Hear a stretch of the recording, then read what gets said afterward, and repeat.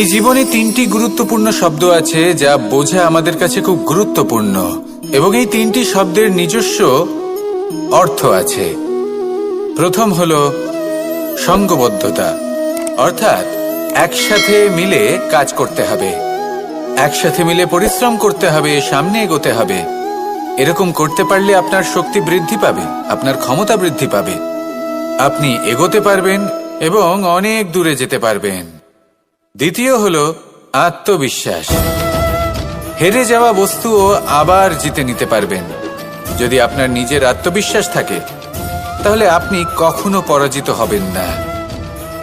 এবং তৃতীয় হলো অহংকার। জয়লাভ করার পরেও কিন্তু এটা আপনাকে পরাজিত করতে পারে। সেই জন্য জীবনে সঙ্গবদ্ধ হন, আত্মবিশ্বাস রাখুন, কিন্তু কখনোই অহংকার করবেন না। এই অহংকার আপনার থেকে সব কিছু কেড়ে নিতে পারে। এই অহংকারের জন্যই মথুরাপতি কংস নিজের পতনের দিকে অগ্রসর হয়েছিলেন। এই অহংকারকে ত্যাগ করুন আর আমার সাথে ভালোবেসে বলুন, রাধা রাধা। এই সংসারে সব থেকে বেশি কঠিন কাজ কোনটা? কেউ বলবেন যুদ্ধ করা, কেউ বলবেন ধন অর্জন করা, আবার কেউ বলবেন জ্ঞান অর্জন করা সব থেকে বেশি কঠিন। এবার প্রত্যেক ব্যক্তির নিজস্ব অভিজ্ঞতা আছে, আর সেই অনুসারে তার নিজস্ব একটা উত্তর আছে। সাধারণভাবে দেখতে গেলে এই সংসারে সব থেকে কঠিন হলো তপস্যা করা, অর্থাৎ সব কিছু ত্যাগ করে তপস্যায় নিজেকে বিলীন করে দেওয়া। এবার এর থেকে বেশি কঠিন এই সংসারে আর কি বা হতে পারে? এই সংসারে, এই সমাজে, নিজের পরিবারের মধ্যে থেকেও ধৈর্য ধরে সামনে অগ্রসর হওয়া, এটা হলো সব থেকে কঠিন কাজ। কারণ যখন আপনি তপস্যা করেন তখন সেখানে আপনার ধৈর্য ভাঙার মতো কেউ থাকেন না, না কোনো বন্ধু, না কোনো আত্মীয়, না কোনো শত্রু, কেউ না। কিন্তু যখন আপনি এই সমাজে, এই পরিবারে থাকেন, কোনো না কোনো ব্যক্তি এসে আপনার ধৈর্যের বাঁধ ভেঙে দেওয়ার ক্ষমতা রাখেন। তারা আপনার ধৈর্যের বাঁধ ভেঙে দেয়, আর কখনো কখনো তারা অনিচ্ছাকৃতভাবেই সেটা করে থাকেন।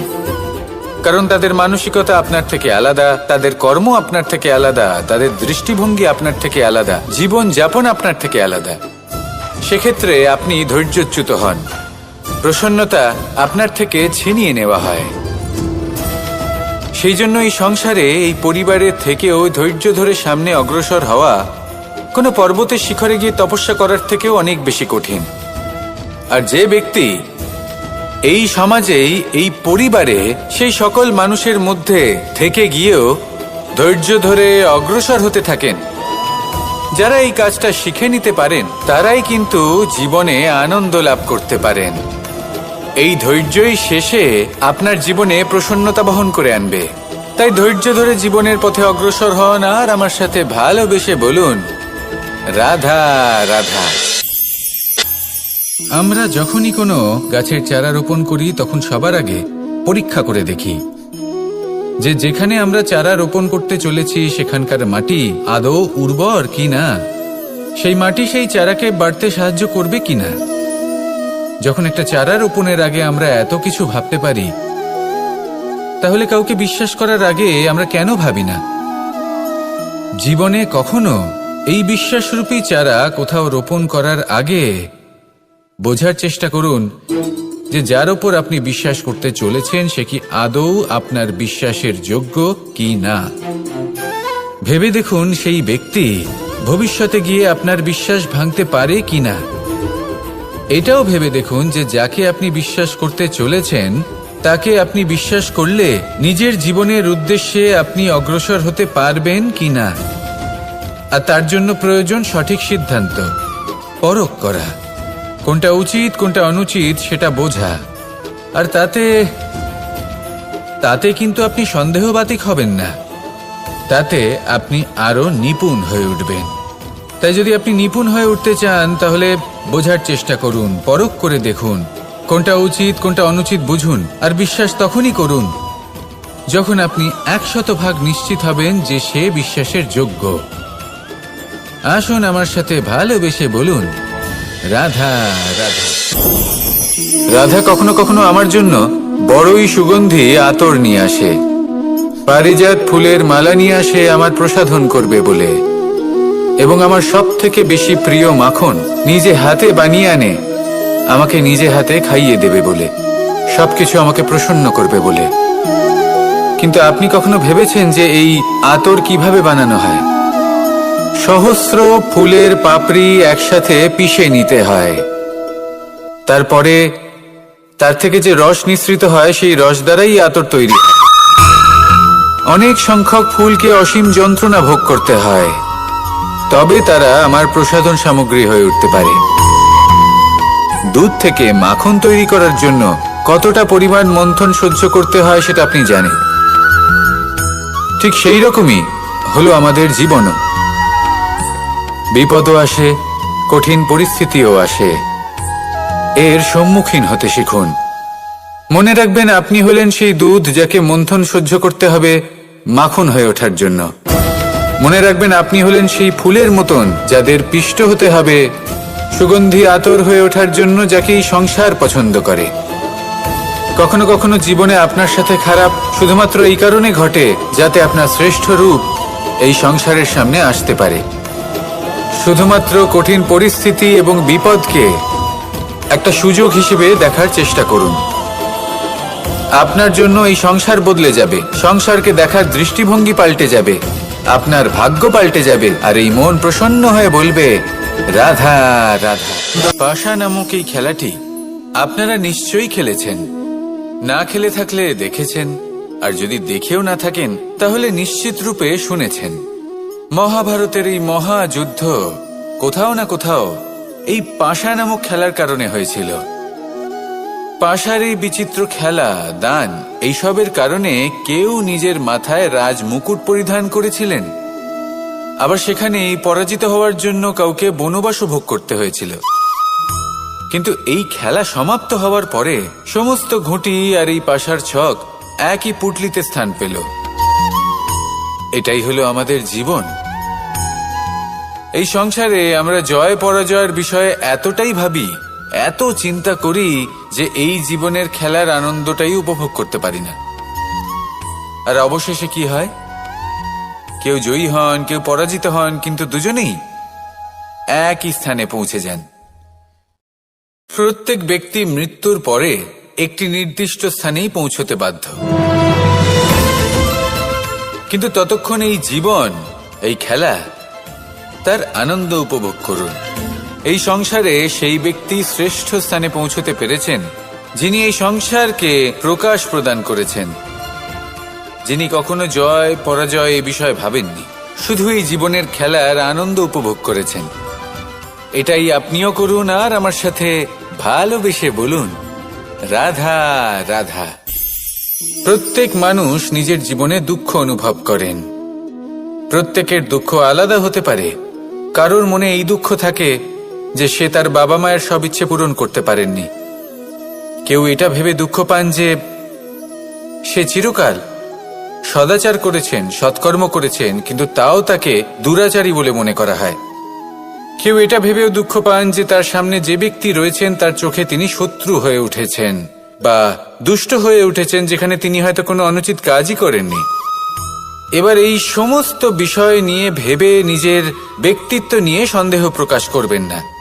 যদি নিজের ব্যক্তিত্ব নিয়ে কোনো সন্দেহ থেকে থাকে তাহলে কর্ম সংক্রান্ত প্রশ্ন করুন যে আপনি যা করেছেন তাতে কি উচিত ছিল, কি অনুচিত ছিল।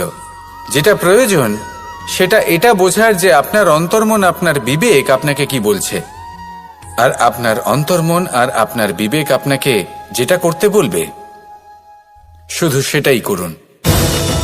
আর তারপরে এই সংসার কি বলবে, কি ভাববে সেসব নিয়ে ভাবতে যাবেন না, কারণ এই সংসার তো ঈশ্বরকেও প্রশ্ন করে থাকে, ঈশ্বরকেও দোষী মনে করে। কখনো কখনো যখন কোনো ঘটনা মানুষের ইচ্ছা অনুযায়ী ঘটে না, তখন মানুষ এটা বলে যে হে ঈশ্বর, আপনি আমার পাশে থাকলেন না, আপনি বড়ই কঠোর, এটা আপনার দোষ। যেখানে বেশিরভাগ সময় হয়তো সে নিজেই নিজের কর্মফল ভোগ করছে, আর কখনো কখনো ঈশ্বর হয়তো তার জন্য আরো ভালো কোনো পরিকল্পনা করে রেখেছেন, কিন্তু মানুষ সেটা বুঝতে পারে না।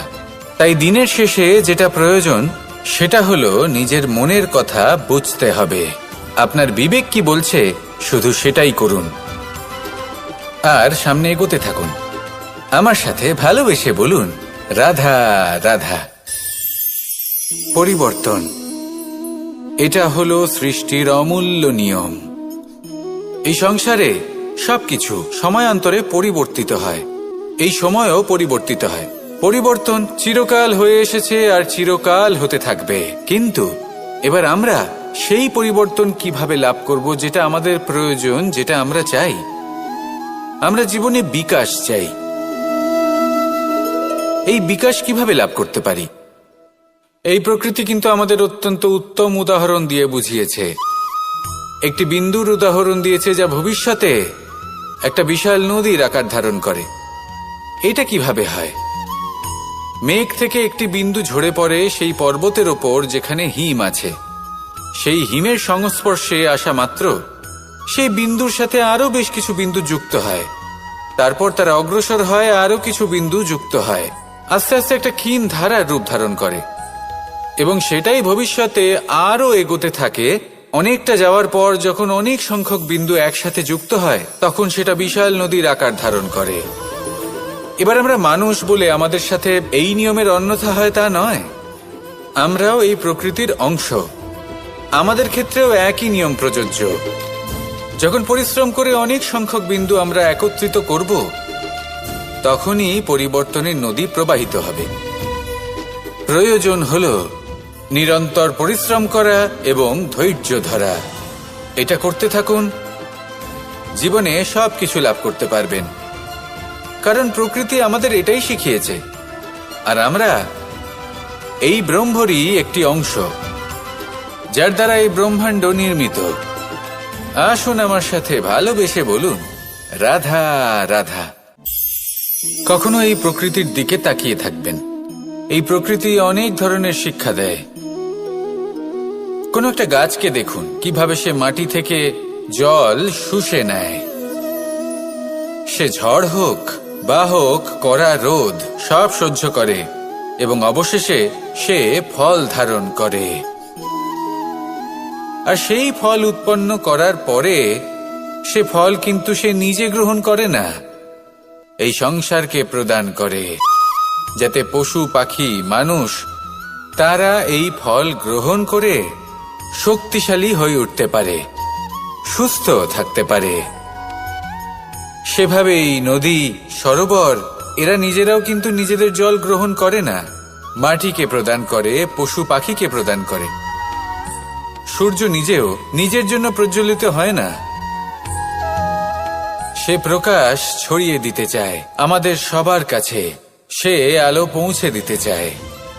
এই প্রত্যেকের কর্মে পরমার্থ নিহিত আছে, আর সেই জন্যই এদের সকলকে পুজো করা হয়। তাই মনে রাখবেন, আপনার কাছে জীবন যাপনের অতিরিক্ত যা কিছুই আছে তা পরমার্থের জন্য। তাহলে তার সদ্ব্যবহার করুন আর আমার সাথে ভালোবেসে বলুন, রাধা রাধা। আমরা প্রত্যেকেই অবশ্যই এমন সময় দেখেছি যখন অনেকগুলো সমস্যা একসাথে আমাদের জীবনে এসে পড়ে। সমস্যা আমাদের প্রত্যেকের জীবনেই থাকে।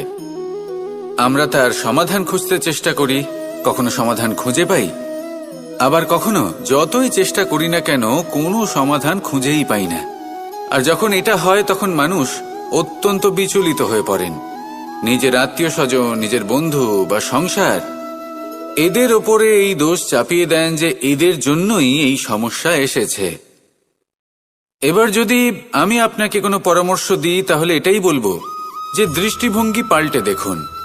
এই দৃষ্টিভঙ্গি দিয়ে দেখুন যে এই সংসারে যে সমস্যায় আসুক না কেন তার জন্য কেউ দোষী নয়, না আপনি না অন্য কেউ। এই পুরো খেলাটাই আপনার মানসিকতা, আপনার দৃষ্টিভঙ্গির, আপনার মনের। কিভাবে বোঝাচ্ছি? যখন আমাদের মন শক্ত থাকে তখন কঠিন থেকে কঠিনতর পরিস্থিতিও আমাদের জীবনে খুব বেশি হলে প্রতিস্পর্ধা হয়ে থেকে যায়।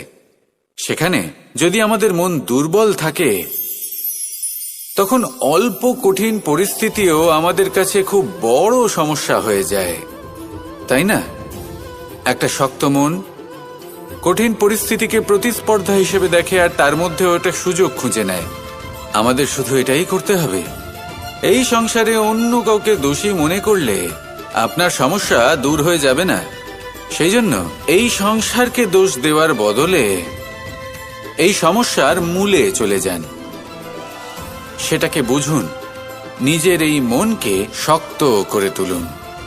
যদি আপনার মন শক্তিশালী হয়, তাহলে এই সংসারে অনেক বড় বড় কঠিন থেকে কঠিনতর পরিস্থিতিও যদি আসে, আপনার জীবনে যতই বড় বড় সমস্যা আসুক না কেন, আপনার লক্ষ্য লাভে বাধা দিতে পারবে না। আসুন আমার সাথে ভালোবেসে বলুন, রাধা রাধা। আমরা সবাই পাথর দেখেছি, পর্বতও দেখেছি, শুকনো পাতাও দেখেছি, শ্যামল বনানীও দেখেছি। কখনো ভেবেছেন পাথরের অস্তিত্ব কিন্তু ততক্ষণ পর্যন্ত যতক্ষণ সে পর্বতের গায়ে আটকে থাকে। যখন সেই পর্বত থেকে সেই পাথর ভিন্ন হয়ে যায় ও নিজের অস্তিত্ব হারিয়ে ফেলে। আস্তে আস্তে কখনো পাথর কেটে বা কখনো পিষ্ট হয়ে সেই পাথর আস্তে আস্তে মাটিতে পরিণত হয় এবং পূর্ণরূপে নিজের অস্তিত্ব হারিয়ে ফেলে। এটাই পাতার সাথেও হয়। এই পাতা যতক্ষণ গাছের ডালের সাথে যুক্ত ততক্ষণ তার অস্তিত্ব থাকে। যখনই ডাল থেকে বিচ্ছিন্ন হয়, সেও নিজের অস্তিত্ব হারিয়ে ফেলে। আর এটাই আমাদের সাথেও হয়। যতক্ষণ আমরা নিজেদের আপনজনের সাথে যুক্ত থাকি, আমাদের অস্তিত্ব বজায় থাকে। যখন আপনজনদের সাথে সম্পর্ক ছিন্ন করি, তখন আমরাও আমাদের অস্তিত্ব হারিয়ে ফেলি। এবার এই সংসারের প্রত্যেক ব্যক্তি স্বতন্ত্র থাকতে চান, আর অনেক ব্যক্তি স্বতন্ত্র থাকবেন বলে আপনজনদের দূরে করে দেন আর তাদের সাথে এই সম্পর্ক ছিন্ন করেন। এটা কি সত্যি প্রয়োজন?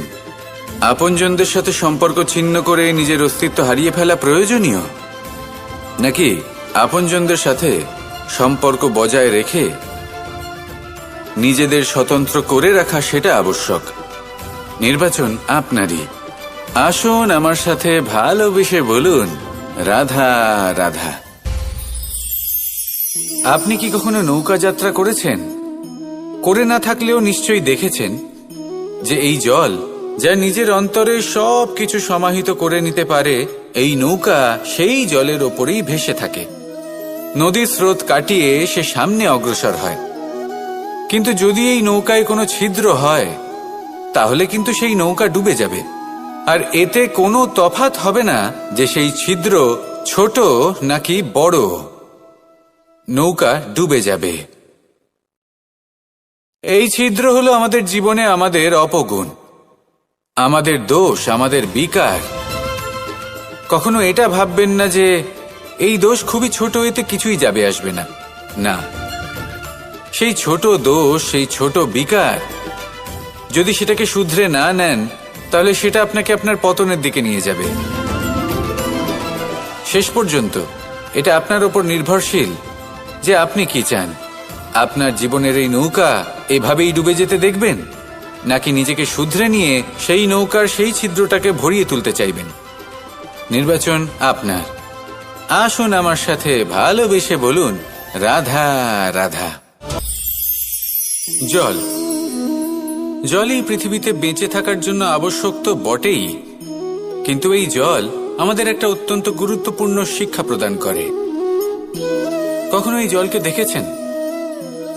যে পরিস্থিতিতেই এই জল প্রবাহিত হোক না কেন, এর উপর যা কিছুই প্রভাব থাকুক না কেন, এর পথে যতই বাধা আসুক না কেন, তার মধ্যে থেকে ও নিজের পথ ঠিক বের করে নেয়, কিন্তু নিজের প্রবাহ থামতে দেয় না, ক্রমাগত অগ্রসর হতে থাকে। সেরকমই একটা শিক্ষা যেটা আমরা জল থেকে পেয়ে থাকি, তা হলো এটা: আমরা যখন জলের দিকে তাকাই তখন আমরা নিজের প্রতিবিম্ব দেখি, স্পষ্টভাবে দেখতে পাই। কিন্তু তখনই দেখতে পাই যখন এই জল শান্ত থাকে, স্থির থাকে। যদি এই জল অশান্ত হয়ে থাকে, স্থির না হয়, তাহলে আমরা এতে নিজের প্রতিবিম্ব দেখতে পাই না। এটাই আমাদের মনের সাথেও হয়ে থাকে। যখনই জীবনে কোনো সংকট আসে, যদি আমরা শান্ত মনে, স্থির মনে সিদ্ধান্ত নিই, তাহলে সেটা এমন একটা শীতল সিদ্ধান্ত হবে যেটা আমাদের ভবিষ্যৎকে একটা শ্রেষ্ঠ স্থানে নিয়ে যাবে। যদি এই মন অশান্ত হয়, বিচলিত হয়, পীড়িত হয়, দুঃখিত হয়ে থাকে, রুষ্ট হয়ে থাকে, তাহলে অনেক সময় আমরা এমন সিদ্ধান্ত নিই যেটা আমাদের জন্য অনুচিত প্রমাণিত হয়। যখন আপনি ক্রুদ্ধ ছিলেন বা দুঃখের বশে ছিলেন, তখন অনেক সময় হয়তো এমন সিদ্ধান্ত নিয়েছেন যেটার জন্য ভবিষ্যতে আপনি অনুশোচনা করেছেন। এবার দেখুন, এই আবেগগুলো থেকে আমরা পালাতে পারবো না, কিন্তু এই আবেগগুলো আপনার উপর কতটা প্রভাব ফেলবে সেটা আমরা অবশ্যই ঠিক করতে পারি। এই মনকে আমরা নিয়ন্ত্রণ করতে পারি। এটাই করুন, চিন্তা করুন, এই মনকে শান্ত রাখুন, স্থির হতে চেষ্টা করুন, আর তারপরে সিদ্ধান্ত নিন। আসুন আমার সাথে ভালোবেসে বলুন, রাধা রাধা। এই সংসারে ভৌতিক বস্তুরও নিয়তি আছে। যারাই এই সংসারে আসে বা উৎপন্ন হয়, তারা কিছুমাত্র সময় পর্যন্তই এখানে থাকতে পারে, আর তারপরে সেও লুপ্ত হয়ে যায়, অর্থাৎ সে নিজেও এই পঞ্চমহাভূতে সমাহিত হয়ে যায়। আমাদের সাথেও ঠিক এটাই হয়। সেই জন্যই ঈশ্বর দ্বারা প্রদত্ত এই উপহারের বিষয়ে ভাবুন, এই জীবনের বিষয়ে ভাবুন। ঠিক যেমন বিশ্বাস ভঙ্গ হলে কোনো ব্যক্তি আমাদের কাছে অপরিচিত হয়ে যান, ঠিক সেরকমই শেষ নিঃশ্বাস ত্যাগের পর এই শরীরও আমাদের কাছে পরই হয়ে যায়। তাই এই শরীর থাকাকালীন শ্রেষ্ঠভাবে একে সদ্ব্যবহার করুন, এই জীবনে শ্রেষ্ঠ কর্ম করুন, আর এই জীবনকে শ্রেষ্ঠভাবে যাপন করার জন্য কিছু কথা বোঝা প্রয়োজনীয়। যদি আপনি কারোর প্রশংসা করেন, তাহলে পূর্ণ হৃদয় দিয়ে করুন। যদি আপনি হস্তক্ষেপ করে থাকেন, তাহলে মস্তিষ্ক দ্বারা করুন। যদি আপনি সমীক্ষা করেন, তাহলে বিবেক দ্বারা করুন। যদি আপনি ধন অর্জন করতে চান, তাহলে নীতি অনুসারে চলুন। যদি জীবনযাপন করতে চান, তাহলে রীতি মেনে করুন। আর যদি ঈশ্বরের ভজন করতে চান, তাহলে ভক্তিভাব নিয়ে করুন। শুধু এই কথা মনে রাখবেন যে আপনার এই জীবন কিন্তু অনিশ্চিত কাল পর্যন্তই আছে। কতক্ষণ আছে সেটা কেউ জানে না। তাই কিছু মুহূর্ত যেটা যাপন করতে আমরা এখানে এসেছি, সেখানে ক্রোধ, অহংকার, ঈর্ষা, এইসব আবেগের কি গুরুত্ব বলুন তো? এগুলো ত্যাগ করুন। মানুষকে ক্ষমা করতে শিখুন, আস্তে আস্তে বিশ্বাস করতে শিখুন। এই সংসারে নিঃস্বার্থভাবে প্রেম করতে শিখুন, আর সবার মধ্যে আনন্দ বিতরণ করুন। তাই এই সব গুণ যদি আপনি আত্মসাৎ করতে পারেন, তাহলে আপনার জীবনে শুধু আনন্দ এবং আনন্দই বিরাজমান হবে। আসুন আমার সাথে ভালোবেসে বলুন, রাধা রাধা। এবার কখনো কখনো জীবনে আমাদের মনে হয় যে চতুর্দিকে শুধুমাত্র অন্ধকারই হয়ে আছে। প্রত্যেকেরই তা কখনো মনে হয়। আর তখনই আমাদের নিরাশ হলে চলবে না, আমাদের দুঃখী হলে চলবে না। সেই সময় আমাদের খুঁজতে হবে নিজেদের আশেপাশে, চতুর্দিকে, আর কোথাও না কোথাও আমরা প্রকাশ অবশ্যই দেখতে পাবো, আশার একটা কিরণ অবশ্যই দেখতে পাবো। কেউ এমন একটা কর্ম করেন যেটা দেখে আমরা প্রেরিত হয়ে যাই, আর এমন কোনো কর্ম যদি আপনারা করেন, তাহলে সেই কর্ম আপনার মনকে প্রসন্ন ভাব, আনন্দ এবং ভালোবাসা দ্বারা ভরিয়ে তুলবে। আপনার অন্তরের সেই অন্ধকারের অন্ত করবে, দুঃখেরও অন্ত করবে। আর এই মন প্রসন্ন ভাব নিয়ে বলবে, রাধা রাধা। যদি কোনো সিংহ বানরের মতো গাছে চড়তে চেষ্টা করে, তাহলে কি হবে? একটা মাছ যদি মাটিতে হাঁটতে চেষ্টা করে, তাহলে কি হবে? তারা বিফলই হবে। কিন্তু এরকম কেন হয়? তার কারণ হলো প্রকৃতির রচনা কিছুটা এরকম। এখানে প্রত্যেকটি ব্যক্তিকে, প্রত্যেকটি প্রাণীকে আলাদা আলাদা গুণের অধিকারী করা হয়েছে, এবং সকলকে একটা সীমাও প্রদান করা হয়েছে। এবার এই যে বৃক্ষ, পশু, পাখি, এদের মধ্যে সেই ক্ষমতাই নেই যে এরা নিজেদের যাচাই করতে পারবে, নিজেদের সীমাগুলো বুঝতে পারবে। নিজেদের সদ্গুণগুলো চিনতে পারবে, এরা সেটা করতে পারবে না। কিন্তু মানুষ তো আলাদা। মানুষের কাছে সেই বিশেষ শক্তি আছে যে তারা পূর্ণরূপে নিজেদের যাচাই করতে পারবে, নিজেকে পূর্ণরূপে বুঝতে পারবে, নিজের দোষ, নিজের অপগুণ, নিজের সদ্গুণ, নিজেদের সীমাগুলো তারা বুঝতে পারবে। আর এটা অত্যন্ত গুরুত্বপূর্ণ। কথায় আছে যে যদি সাফল্য লাভ করতে হয় তাহলে নিজেকে যাচাই করে নিতে হবে। তাই নিজেকে যাচাই করুন, নিজের সাথে পরিচিত হয়ে যান এবং জীবনে কর্ম করতে থাকুন। সাফল্যের শিখরে অবশ্যই পৌঁছে যাবেন। আর ওখানে যদি যান তাহলে এই মন প্রসন্ন হয়ে অবশ্যই বলবে, রাধা রাধা। বনের মধ্যে যদি আপনি কোনো বিষাক্ত সাপ দেখেন তাহলে কি করবেন? আপনি তখনই তার থেকে দূরে পালাতে চেষ্টা করবেন। আর এটা কেন করবেন? নিজের রক্ষার্থে। এই কথা আমি নয় মেনে নিলাম, কিন্তু নিজের জীবনে এটা করেন না কেন? আপনি যেখানেই যান, যে স্থানেই যান না কেন, প্রত্যেক সময়, প্রত্যেক মুহূর্তে এমন বিষাক্ত সাপ আপনি অবশ্যই খুঁজে পাবেন।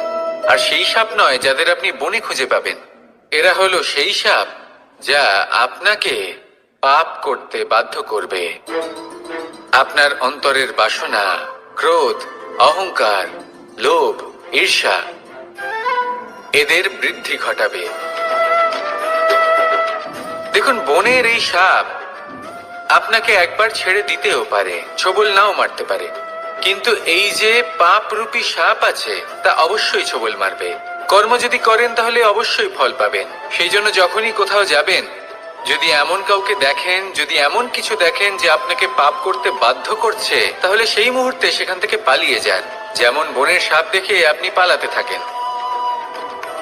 সৎকর্মের রক্ষা অত্যন্ত আবশ্যক। আসুন আর আমার সাথে ভালোবেসে বলুন, রাধা রাধা। মনুষ্য জীবনের সব থেকে বেশি গুরুত্বপূর্ণ বিষয় হলো মনের একাগ্রতা। এই সংসারের যে কটি মহান কার্য সম্পাদন হয়েছে তা হলো মনের এই একাগ্রতার একমাত্র ফল। আপনি অবশ্যই দেখে থাকবেন, অনেক ছোট বড় নদী যা বয়ে চলে তাদের সামনে একটা বাঁধ নির্মাণ করা হয় সেই সব নদীর জল সঞ্চয় করতে।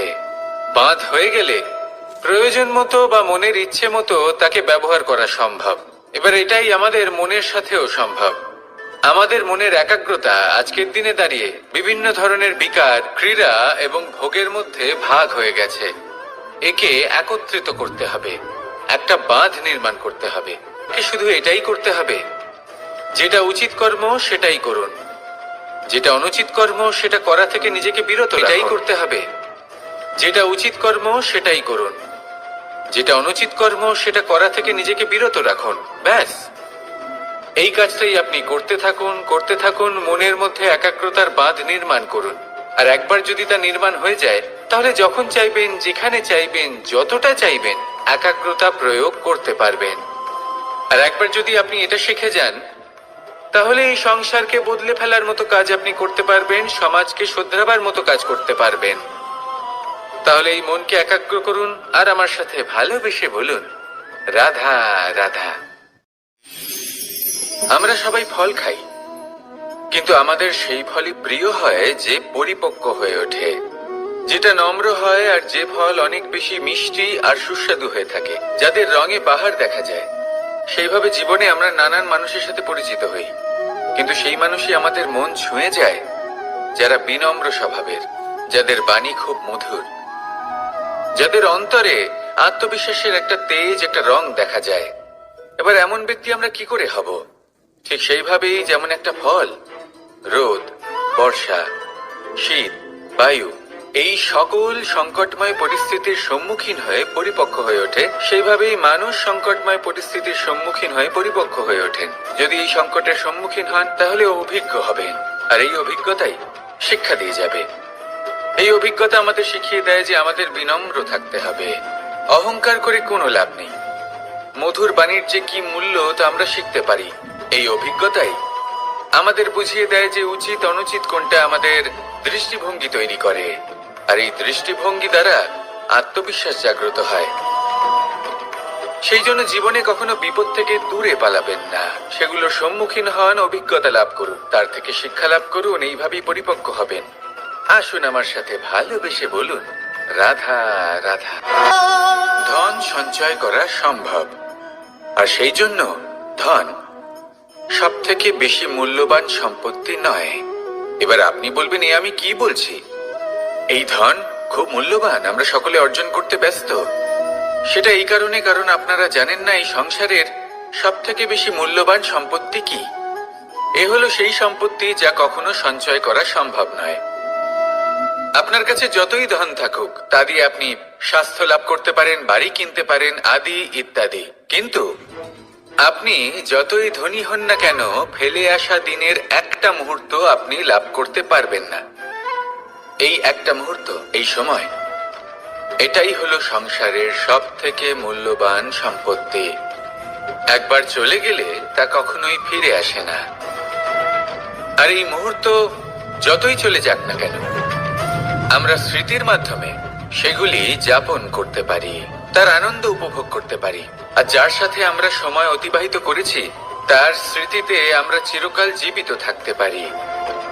সেই জন্য সময় সব থেকে মূল্যবান সম্পত্তি, তাকে এইভাবে নষ্ট করবেন না। প্রত্যেকটা মুহূর্ত উপভোগ করুন, আনন্দ করুন, আর ভালোবেসে বলুন, রাধা রাধা। কনক, কি সুন্দর একটা শব্দ। এর অনেকগুলো রূপ রয়েছে, অনেকগুলো অর্থও রয়েছে। প্রথম অর্থ হলো স্বর্ণ, অর্থাৎ সম্পত্তি। দ্বিতীয় অর্থ ধুতুরা, অর্থাৎ গাছের ছোট একটা বীজ, যা কিনা অত্যন্ত শক্তিশালী হয়। যদি বেশি মাত্রায় এর প্রয়োগ করা হয় তাহলে এটা বিষময় হয়ে উঠতে পারে। এই হলো সেই ধুতুরা যার প্রয়োগ মহাদেবের পুজোতে করা হয়। এবার প্রশ্ন হলো এটাই যে এই স্বর্ণ এবং এই ধুতুরার মধ্যে মিল কি রয়েছে। মিল হলো এটাই যে এই দুটোই মানুষকে মত্ত করে তোলে। ধুতুরা মানুষকে তখন মত্ত করে যখন তাকে সেবন করা হয়, কিন্তু স্বর্ণ, ধন, সম্পত্তি, মানুষ এটা যতটাই অর্জন করে নেয় সেটাই যথেষ্ট। এই স্বর্ণ মানুষের ভাবনা চিন্তা করার ক্ষমতাকে বশ করে ফেলে। মানুষ সম্পত্তির লোভে মত্ত হয়ে ওঠে, কারণ যে যত চমৎকারী, যতটা অমূল্য হয় তাকে সামলানো কিন্তু ততটাই কঠিন, তাই না? তাই মনে রাখবেন, ধন, স্বর্ণ, সম্পত্তি এগুলো ধুতুরার থেকেও অনেক বেশি বিষাক্ত হতে পারে। তাই এর ওপর আত্মসংযমের একটা কবচ পরিয়ে রাখবেন এবং বিবেকের শক্তির সাথে এগুলো প্রয়োগ করুন, তবেই কল্যাণ হবে। আসুন আমার সাথে ভালোবেসে বলুন, রাধা রাধা। রোগ যদি এসে থাকে তাহলে তার ওষুধও অবশ্যই আসে। সমস্যা যদি আসে তাহলে সেই সমস্যার সমাধানও নিজে থেকেই আমাদের কাছে চলেই আসে। এই সংসার, এই জীবনের শুধুমাত্র একটাই নিয়ম আছে, আর তা হলো এটাই, এই সংসার হলো একটা চক্রের মতো। এতে শাশ্বত বলে কিছু নেই, নিত্য বলে কিছু নেই, আর যা কিছুই রয়েছে সব বদলাতে চলেছে। যদি আপনার জীবনে দুঃখ থাকে, সমস্যা থাকে, যদি আপনি বিপদ দ্বারা আচ্ছন্ন, তাহলে মনে রাখবেন সবকিছু বদলে যেতে চলেছে। দুঃখের সময় কাঁদবেন না, মনকে আরো দুঃখী করে তুলবেন না, কারণ এখানে যা কিছুই এসেছে তা যাওয়ার জন্যই এসেছে। তাহলে এত চিন্তা কিসের? আনন্দ সহকারে জীবন যাপন করুন, আর আমার সাথে ভালোবেসে বলুন, রাধা রাধা। মানুষের জীবনে তিনটি গুণ অত্যন্ত প্রয়োজনীয়: শ্রদ্ধা, বিনম্রতা, যোগ্যতা। যদি জ্ঞান লাভ করতে চান তাহলে শ্রদ্ধার প্রয়োজন, যদি মান লাভ করতে চান তাহলে স্বভাবে বিনম্র হওয়া প্রয়োজন, আর যদি মনোবাঞ্ছিত স্থান লাভ করতে চান তাহলে যোগ্যতার প্রয়োজন। বিষয়টা সহজ। শ্রদ্ধা আপনাকে জ্ঞান দেবে, নম্রতা আপনাকে মান, আর যোগ্যতা উচিত স্থান দেবে।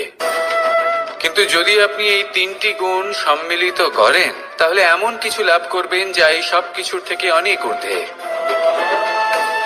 সম্মান। আর এ হলো সেই সম্মান যা প্রত্যেক মানুষের নিজের জীবনে লাভ করতে চেষ্টা করা উচিত, কারণ এই হলো সেই সম্মান যার কারণে আপনি চলে যাওয়ার পরেও এই সংসার আপনাকে ভালোবাসবে আর মনে রাখবে। আসুন আমার সাথে ভালোবেসে বলুন, রাধা রাধা। জীবনে গতি অত্যন্ত গুরুত্বপূর্ণ, মতিও হলো গুরুত্বপূর্ণ, এবং তার থেকেও বেশি গুরুত্বপূর্ণ হলো সঙ্গতি। একটা জলের ফোঁটা, তার মধ্যে গতি থাকে, প্রকৃতির মধ্যে তা লাভ করার ইচ্ছে নিহিত থাকে, কিন্তু এই যে সঙ্গতি তা নির্ধারিত করে যে এই জলের ফোঁটা ঝিনুকের মুখে পড়ে মুক্ততে পরিণত হবে নাকি বিষাক্ত সাপের মুখে পড়ে বিষে পরিণত হবে। এবার দেখুন, এই জঞ্জাল স্বর্ণকারের দোকানের সামনেও থাকে এবং জঞ্জাল একজন ব্যবসাদারের দোকানেও থাকে, কিন্তু জঞ্জাল যা স্বর্ণকারের দোকানে থাকে তা ব্যবসাদারের দোকানের জঞ্জালের থেকে অনেক বেশি মূল্যবান, কারণ তার মধ্যে সোনার কণার সঙ্গতি থাকে। সেই জন্য জীবনে সঙ্গতির উপর বিশেষ গুরুত্ব দেবেন। যেমন সঙ্গতি তেমনই আপনি হবেন। আসুন আমার সাথে ভালোবেসে বলুন, রাধা রাধা। প্রত্যেক প্রাণী ভালোভাবে জীবন যাপন করতে চান, এটা তাদের স্বভাবে আছে এবং ভাবাটা অনুচিত নয়।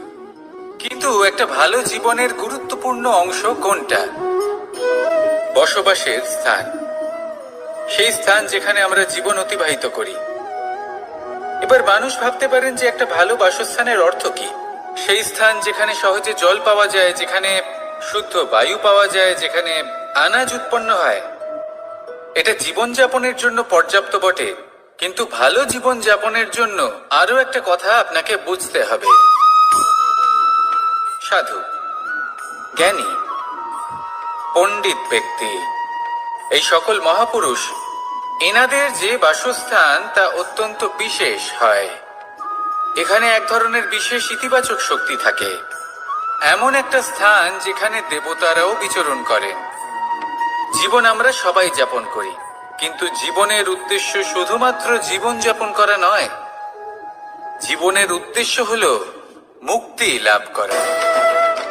আর এই সকল সাধু, জ্ঞানী, পণ্ডিত ব্যক্তি, এই সকল মহাপুরুষ আপনাকে মুক্তির পথে নিয়ে যেতে পারেন, কারণ এরা হলেন সেই মহাপুরুষ যারা নিজেদের অন্তরের বিকার, অহংকার, ক্রোধ, বিদ্বেষ এই সকল দোষগুলিকে ত্যাগ করেছেন, এদের ওপর বিজয় লাভ করেছেন। এমনই একজন ব্যক্তি আপনাকে মুক্তির পথে নিয়ে যেতে পারে। প্রয়োজন হলো শুধুই এনাদের চিনতে পারা, এদের কথা বুঝতে পারা এবং এদের দেখানো পথে চলা। যদি আপনি এটা করতে পারেন তাহলে এই মন প্রফুল্ল হয়ে বলবে, রাধা রাধা।